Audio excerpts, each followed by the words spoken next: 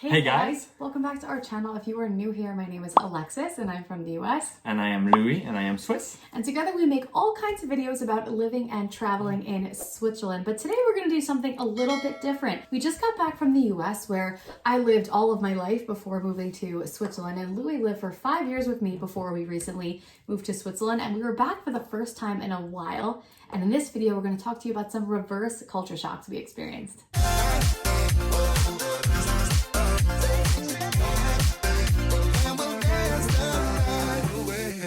So I, as I've mentioned, have lived in the US my whole adult life, almost all of it in New York with a couple of years in DC, until 4 years ago when Louis and I moved to Switzerland. And I've lived in New York actually with Alexis for 5 years. So we have a lot of experience in the US and we've been in Switzerland for a long time. And the longer I've lived in Switzerland, I think I get more used to the way things are in Switzerland. And of course for Louis, these aren't exactly reverse culture shocks. They're more just regular kind of culture shocks. But we wanted to make this video talking about 10 things that shocked us this last time we were in the US. Okay, so the first thing that shocked me in the US, and I don't know if this is New York specific, but I've been all over the US, and the first thing that shocked me is the way people drive. It shocked me too. So Louis always knew me as a very anxious driver. I never liked driving. It just wasn't something I liked to do. I always had a license, but I did not like driving a car. Being in Switzerland, however, all of a sudden driving to me is fine. And I think that's because in Switzerland, people just abide by the road rules. The posted speed limit is exactly the speed limit people go. No one's really trying to cut you off or get ahead of you or go through the lights or anything like that. People are behaving the way people generally behave in Switzerland. They behave that way behind the car as well. When I was in the US, and this last time we were in New York and we were in Philadelphia, driving the car, I feel like I'm gonna have heart palpitations. People are passing you on the right. The speed limit on the highway is 65 miles an hour, but traffic is going 85. And it just feels like the Wild West. Yeah, really. The thing is, you have to be actively driving versus in Switzerland almost, you are almost like on a train and you're just going wherever you go and this is it.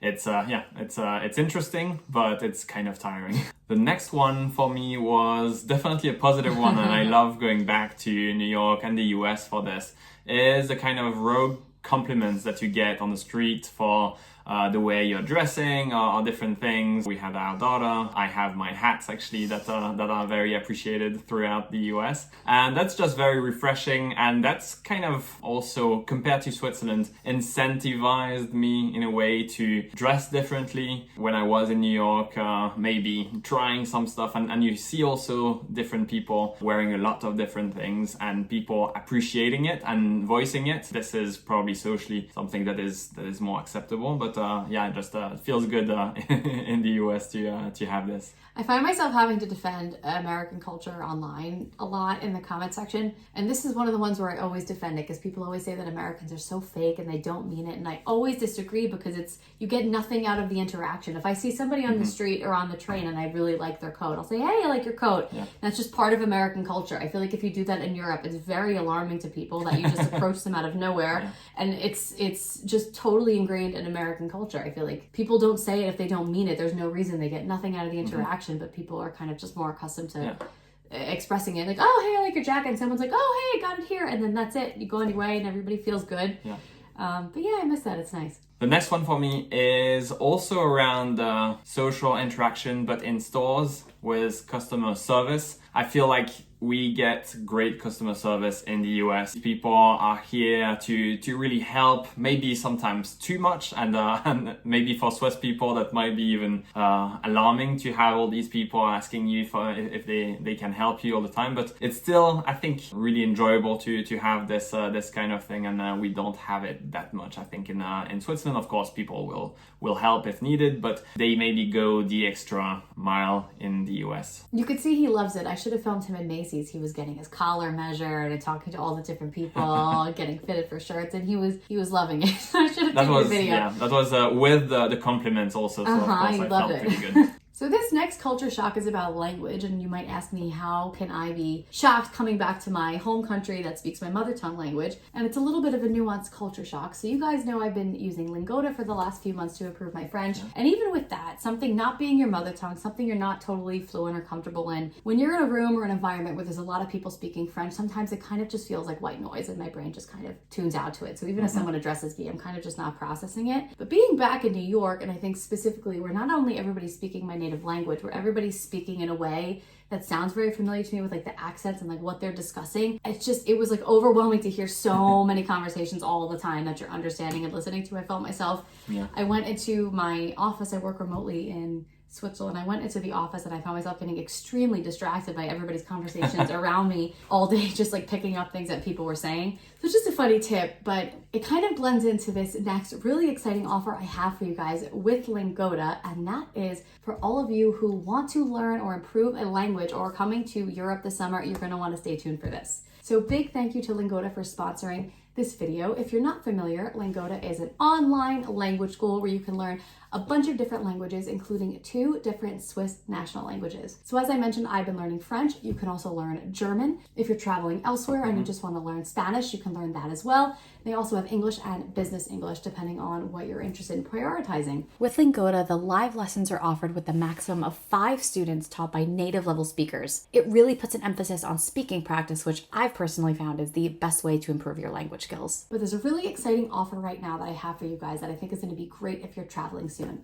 and that is a Lingoda Sprint. So Lingoda has 2 different sprint programs, a sprint and a super sprint, and that is a really expedited way to learn as much as you possibly can each 60 days. So if you're doing the Lingoda Sprint, you have to take 30 classes over 60 days. And if you do that and complete it, you can get 50% cash back on the cost of the sprint, which is a great incentive to learn the language.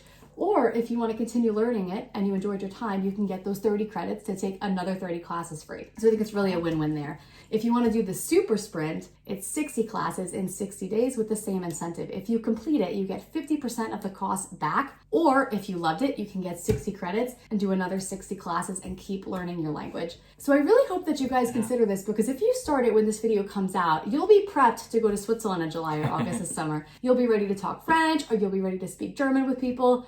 So definitely check it out. I have a really great code for you guys if you want to join. It is code SWISS20. That will be 20 Swiss francs or euros or $25 US off the cost of the sprint. And don't forget, if you complete it, you get that incentive to get even more money or more credits back. So let me know if you try it. I have absolutely been loving Lingoda so far, and I'm considering doing the sprint myself to get really ready for the summer. So I hope you guys do it. If you do it, let me know in the comments or DM me on Instagram, because I'll keep you posted there as well. But again, check out Lingoda using code SWISS20 for $25 or 20 francs off. So this next one that shocked me, and this was something that I think maybe just living in the US, you become so like tuned out to it, but then being gone for a little while and coming back, I was so shocked by the amount of pharmaceutical advertising I saw. Just having the television on for like 30 minutes, the amount of ads for antidepressants, Ozempic, allergy medications, veterinarian medications, all kinds of medications just being advertised to me when I'm watching, and it just, I'm so not used to it. And in my head, I'm thinking like, I'm not a doctor. Why am I being advertised this to then go solicit the medication from my doctor? I think it all ties into the way the healthcare industry, and that's a bigger conversation, is set up in the US. It's very much for profit pharmaceuticals. You're not advertised at all in Switzerland. And I don't think it's legal in Europe at all. I've never seen a pharmaceutical ad. So it's just like, I was shocked just like seeing all these things in magazines and TV and just on every channel. It's just, it was actually a surprise. In Switzerland at the pharmacy, they'll even push the generic to you always, probably being incentivized to push whatever and the ads, higher profit. The ads make you think you need it. It's like, are you sad? You're depressed. You're like, yeah, I'm a little sad. I could use an antidepressant. It was so crazy to me. I don't know what you guys think about it. I think for all of these, I'd love to hear what you guys think in the comments, but I found that really crazy. So this next one is something that I knew happened because this has been my experience being in the US before, but now being away from it and I have like a fresh perspective on it, I wanted to bring it up because I think it's a little bit of a funny practice. It is constantly being asked to get credit cards at the end of transactions in stores. And I mean like everywhere, like TJ Maxx, Target, Stop and Shop, Ulta, everywhere, you're being asked to get credit cards.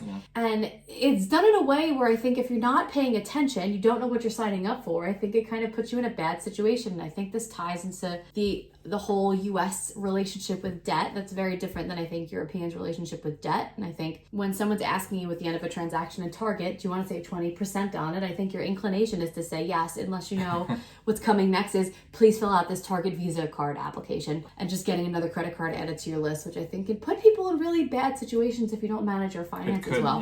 It just made me feel funny, like the amount of times I was being asked to open a credit card. I think it can put people in like a rough spot. And I think maybe it has just increased since 5 years ago. Maybe could be interesting to have some details. But I felt also like I was asked in many places. Yeah.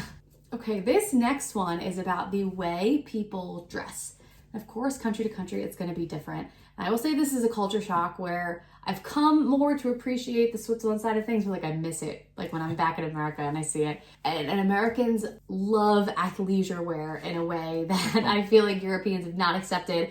And maybe Americans get like really casual. Like I think athleisure sometimes, specifically like in the like kind of suburban part of New York where my family lives, can like push more the leisure, can push into pajamas a little bit. Yes. But I do think that like when I was living in Manhattan, I would have no problem going and running errands in like leggings and a t-shirt, and that was totally fine in the US. And I feel like in Switzerland people are like, oh, she's not dressed, you know, it's like a big shock. Everyone here is dressed like to the nines all the time, which is nice. But I kind of miss just being able to like put on leggings and go out of the house. So I miss that about the US. But then you're a human being, kind of. These are people from different cultures. Yes. But I will say that I was a little bit shocked this time being back in the US, because I do think that where athleisure has bled a little bit into pajamas. Yeah. I definitely saw people wearing like New York Yankee logo pajamas in like a shopping store, you know. So you push it far, but I do miss like the outside athleisure. It's like my outside leggings. You guys know, you have inside and outside leggings are different.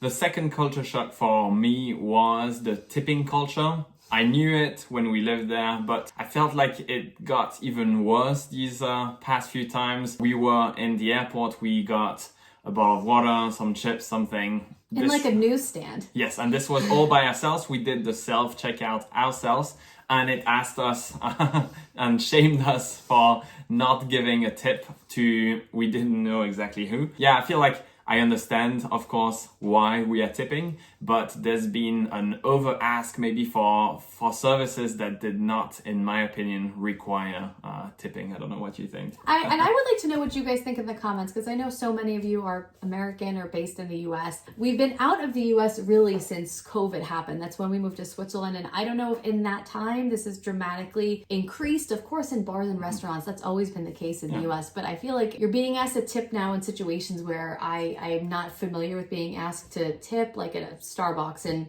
a totally self-service newsstand in an airport, for example. So I just felt like the amount of times I was getting asked to tip for things was tremendous, and I was a little bit shocked by it. Yeah, and I'm always shocked by a good restaurant where you spend a couple $100 and then you have to tip quite a lot. That's, as a European, as a Swiss, always pretty shocking. Another culture shock for me is one that ties to the one just before, is the tax after the fact, basically. And I won't get used to it, but that was pretty rough because I bought a new iPhone in the US and I was all happy to have saved quite a few $100 against Switzerland, but then boom, I had another $100+ of tax. Yeah, I don't know why. It's just be upfront and put that cost, and also I think when you compare price in restaurants, you're like, it's actually pretty cheap, this food, but you forget the 20% plus the 8%, and then that's just for me maybe a lot about that money. It's all fine, but yeah, it's just something that always is a little disturbing to me to have this added after the fact. The next one for me is not a new one, but that's something I wanted to voice for whoever is in the room and whoever wants to hear it. But I think she's got better at it, is the sort of punctuality and people being late at events and different meetings, etc. I feel it's much more accepted in the US, and it's just, I guess, a little tiring. I would go even farther that it's expected. Yeah. It is. For me, it's just someone else will be waiting, and I guess if everyone knows that it will be late, then it's fine. But in Switzerland you have really, it's pretty punctual, and I'll be stressed whenever I am late. And yeah, I don't know your point of view and your feeling about this. Yeah, it's definitely different. So we had a birthday party for our daughter in the US, and I told people too, kind of with the expectation people were going to start coming between 2:30 and 3. And that's generally when people started coming. If I told people in Switzerland I was having a party at 2, people would be here at 2. So it's just different in that way. But for me, I kind of like the flexibility of it. I feel like time pressure a lot of times from living in Switzerland. Yes, good, as you should. Okay, guys, so that was it for our 10 reverse culture shocks. And culture shocks for me. And we really enjoy making these videos. It gives us a good opportunity to kind of sit and talk and think about these differences. And it's just an interesting conversation that Louis and I have as well. If you want to watch a similar video I just made, is about 10 culture shocks that I have had after living in Switzerland for 4 years. That one is all about Switzerland, so check that out here. But again, I hope you enjoyed this video. Know that everything is all in good fun. We have loved living in both the US and Switzerland. Both cultures are great, but they have differences. And when you've been away from them for a long time, sometimes it could be a little bit of a shock. But again, thank you guys so much for watching. Before we head out, if you were heading to Switzerland this summer, check out the travelingswiss.com. We have tons of resources there for you guys. We have free train pass selectors. We have itineraries you can purchase. We have free resources. You can book consultations. We can do custom itineraries, so much more. Just check that out at thetravelingswiss.com, and we look forward to connecting with you. But that is it for us, guys. We will see you in the next one. Bye, guys. Bye. Hey guys, thanks for watching. Thanks for watching. If you want to see more videos like this, please make sure to like and subscribe. We'll see you soon.